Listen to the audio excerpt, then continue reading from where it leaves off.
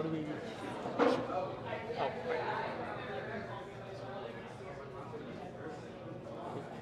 right. It's super complicated. There's a front arrow and a back arrow. I'll do my best not to. There's a front arrow and a back arrow. Okay, so let's do a check. All right. Can you hear me? Is that okay? It's like a 5-second delay, so you have to.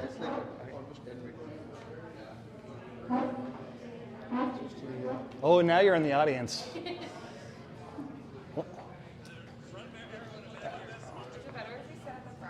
Yeah, please, because we have the camera.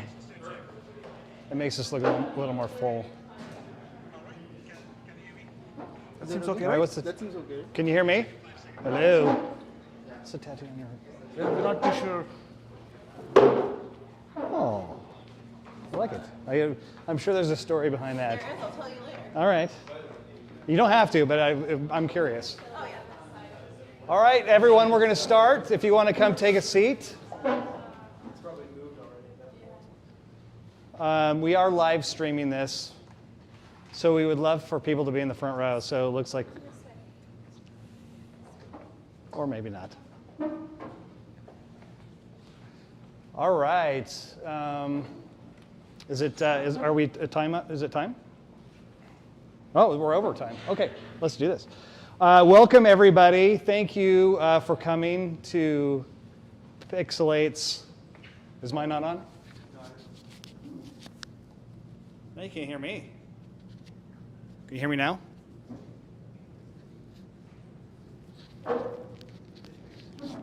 Now I need to be louder. Wow, that's the first today. Okay. How about that now?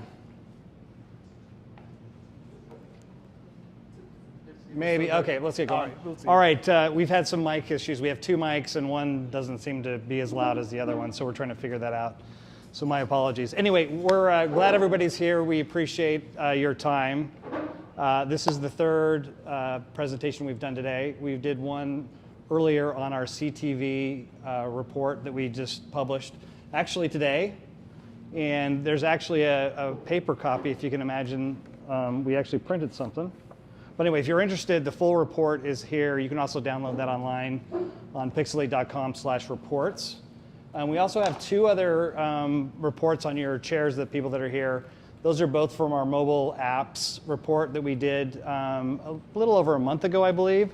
One's on the Google Store, Google Play, and the other one's on the Apple App Store. Those are also available to be downloaded on our website as well. Second one was by Allison. We did Children's Safety, COPPA. That was a webinar we did last week, and we did a follow-up presentation today.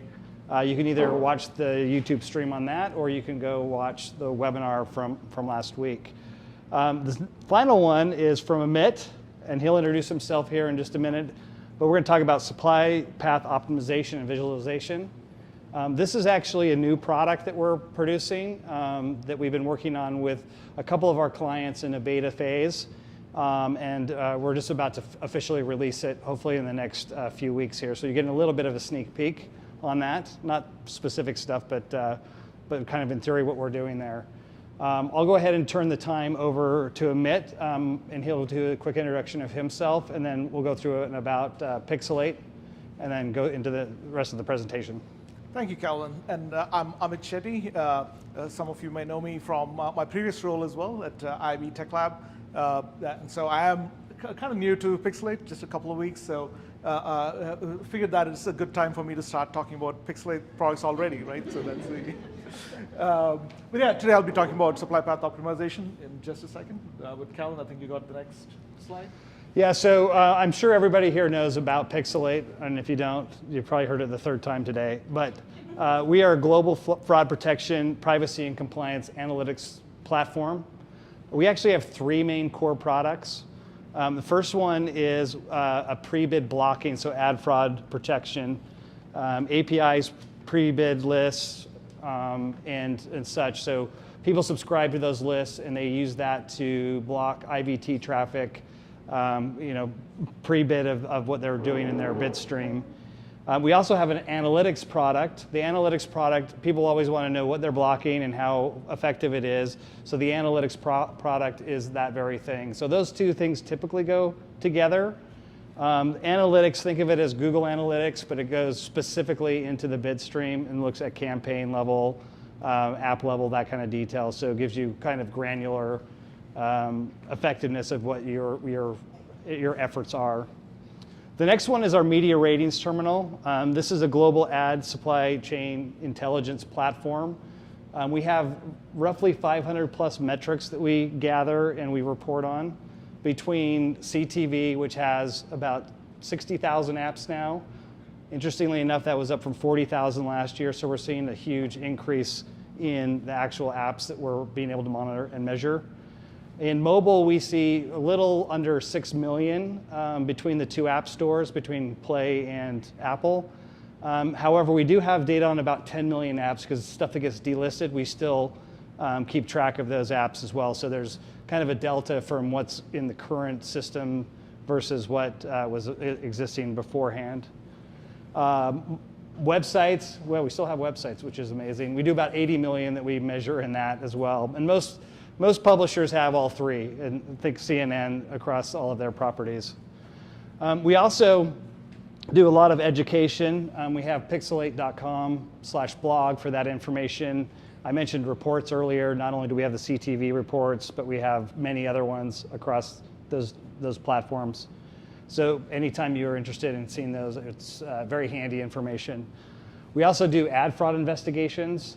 We have about a half a dozen of those listed on our site, and those are under our main menu. You can see, the kind of work that we're looking at and kind of what drives our ad fraud protection business and our analytics products. With that, if anyone has questions about that, you can certainly ask myself after, or anybody here that's a Pixalate employee. But we'll now go on to the presentation. All right.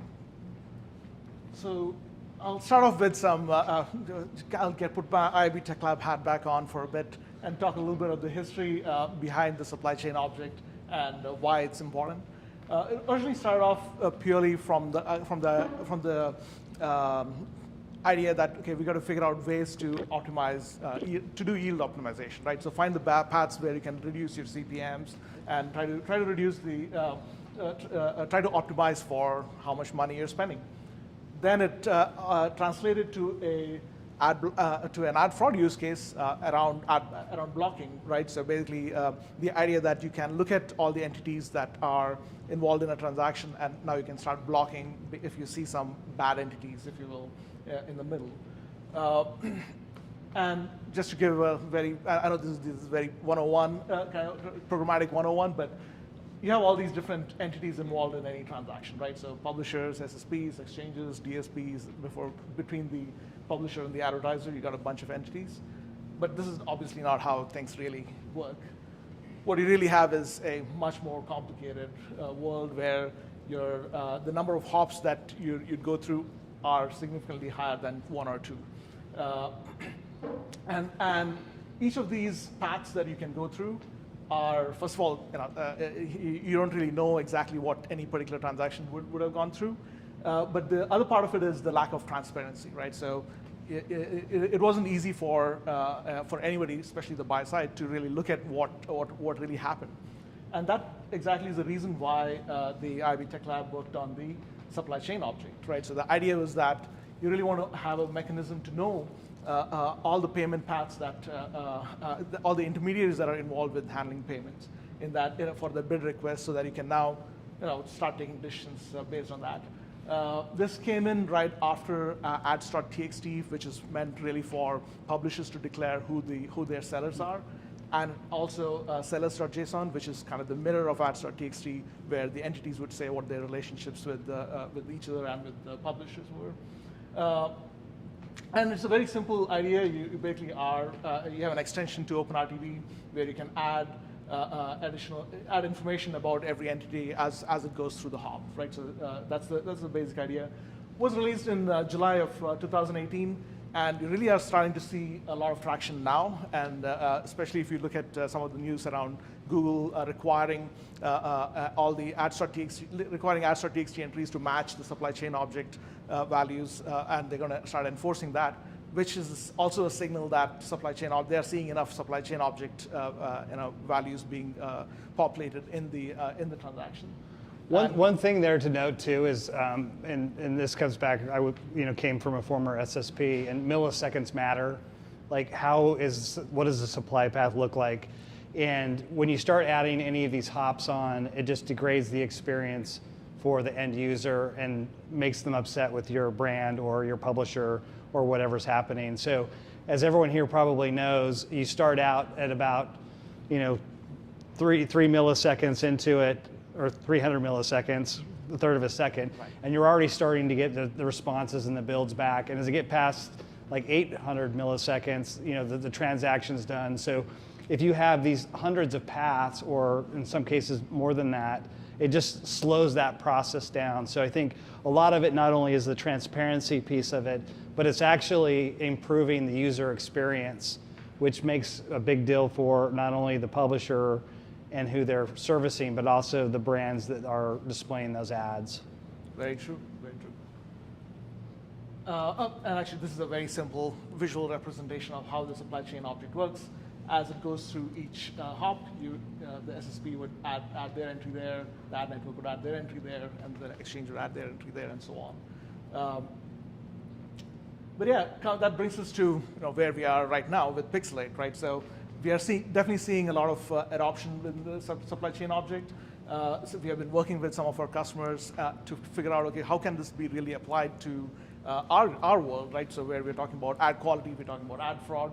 And so what we have been working on is a set of features where we can actually analyze the supply chain object and look for potential fraud patterns, right? So look at paths that are maybe a little more questionable than others. Look at specific hops that might be more questionable than the others, and same with entities, regardless of where they are within the supply chain.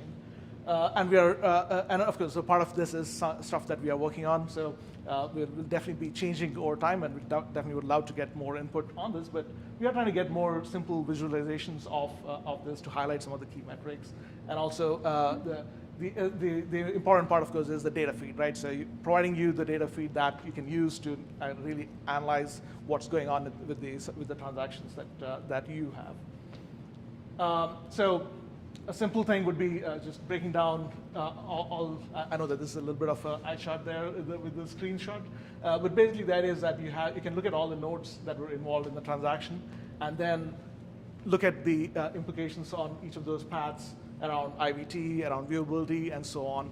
And actually earlier today, Oleg and I were talking about another potential area, which could be privacy compliance. That could be another use case that we would want to look at. The basic idea is that you can actually now start applying all the things that we've been doing in the analytics dashboard to the supply chain itself, and start thinking through that.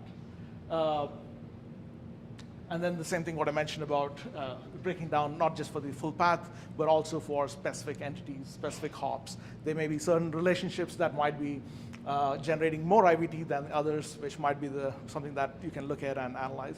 Now, I should say this is part of the reason why this is this is still an open-ended thing for us. We really think that there's a lot that we can do. Is that we don't know yet exactly what the results of all this analysis is going to be, right? So we have seen some interesting things, but I think there's going to be a lot more that we can do over here. What's interesting is the granularity of data that you can dive into. So it's not one metric; it's several different ones that you can take a look at that are part of that. Right. Part of those hops. So the analysis around that, we believe, will be very, very important. And the other part is just the amount of data, right? So right now we've been working with only a couple of customers. As we get more and more customers on board and start looking at this data, we most likely will find more interesting insights into it. An example of that is actually the concept of completeness, right? So the supply chain object has a field that says, is this supply chain complete or not? So we can now look at that and then understand, okay, what are the implications to IVT around that? Our hypothesis is that it might be you might see more IBT in those cases, but who knows? We'll as we see it progress, start seeing it implemented, we'll find out more, I'm sure. So for the future, we do have some other thoughts around this. We believe that we can start building out block lists based on the, I'm calling it supply path quality. I haven't spoken to Calvin yet about the branding around that. We need a good name. Everyone has a suggestion. But yeah, that could be one of those things that we look at. We might also look at our sellers list and see if we can use this as part of the in the rankings. Maybe this could be one of the other factors that we put in.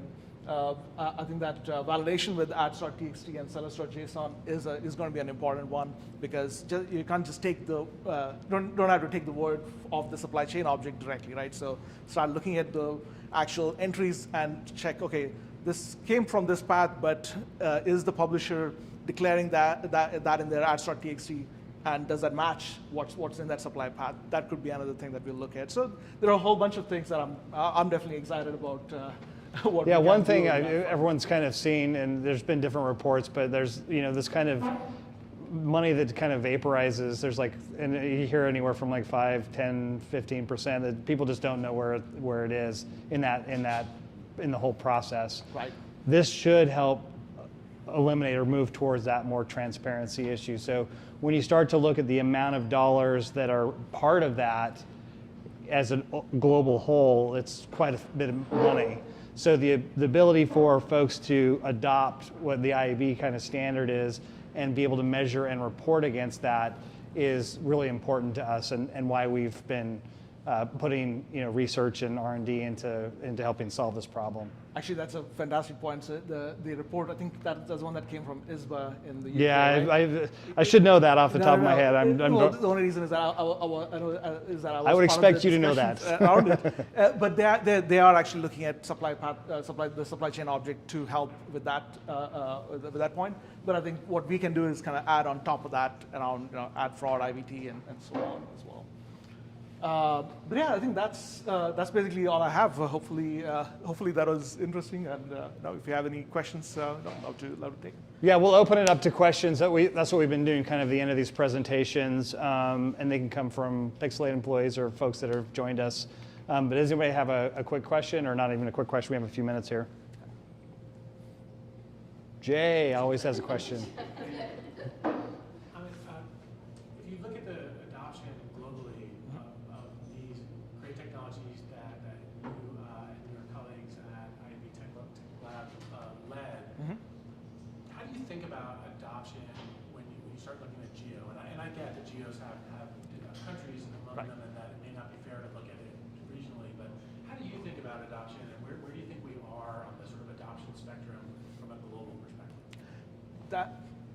That's an interesting question, because one of the challenges that the IAB Tech Lab has is we don't really have a good mechanism to check for adoption for most of our standards, except ads.txt and sellers.json, because you can actually go crawl that information and look at that.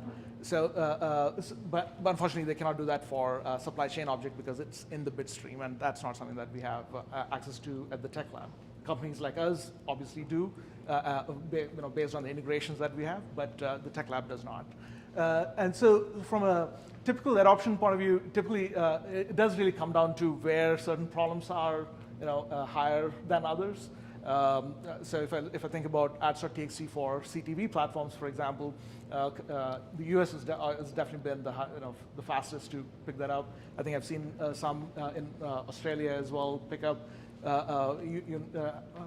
Yeah, I think that's right. Or was it? I can't remember that in the UK, but not in the rest of Europe at that point in time, because they were still a little behind in terms of CTV usage itself. So it really does depend on what use cases are most important in each geography.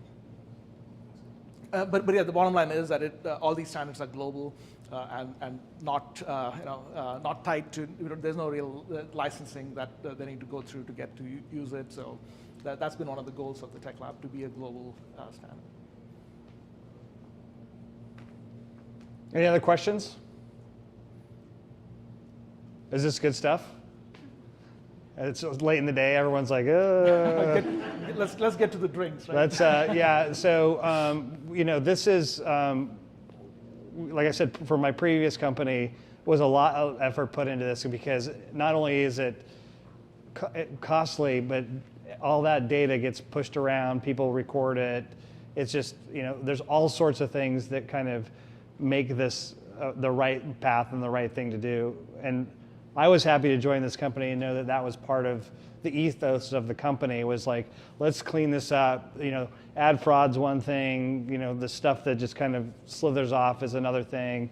We talked earlier about privacy and compliance, COPPA violations, privacy and children protection is really near and dear to our hearts as Pixalate. These all go together. A lot of people talk about just ad fraud specifically in IVT. Also talk about these viewability. Those are the two main crux of when you talk to a lot of ad fraud companies. We think we see a much bigger picture. Are people privacy compliant? Do they have terms and conditions? Are they COPPA compliant? All of these things are wrapped into what you would consider brand safety. Like how do you protect yourself as a brand? How do you protect kids? How do you protect these different things? And so our MRT product is a byproduct of us, gathering this information and being able to analyze it across the bid stream and programmatic. So that's really exciting to us because we see that as the driving force in the future. It's not, there's a lot of things to consider and to look at and make sure that we're all trying to make this a better place. I mean, you talked CTV, 3 years ago, the IVT rates and that were just off the charts. We saw today, I think it's 14%, 15 between the two. I mean, we're starting to see some really good inroads on this stuff. Like we just have to keep chipping away at that. Now, 14% is still a lot in whatever billions of dollars of money that's being spent in that ecosystem. So I think collectively as a group and as our company and folks that we partner with to do business with, that's what we're trying to drive down. We want a safer, better internet. We want to continue to have an open internet. We don't want all Googles and Amazons and these other big companies, Facebooks, that take a lion's share of the money away from the ecosystem to themselves. And we want to have a free, open web, open, I don't know if open source is the right word, but just an open place to transact business for everybody else, basically. And so we do appreciate, our partners that do this with us. And as we start to move kind of into these other areas of looking at the data and how we can make just the whole thing a better place, we appreciate that. So I'll open up if anyone has one more final question or comment. All right, well, thank you, everybody. We appreciate it. Thank you, Amit.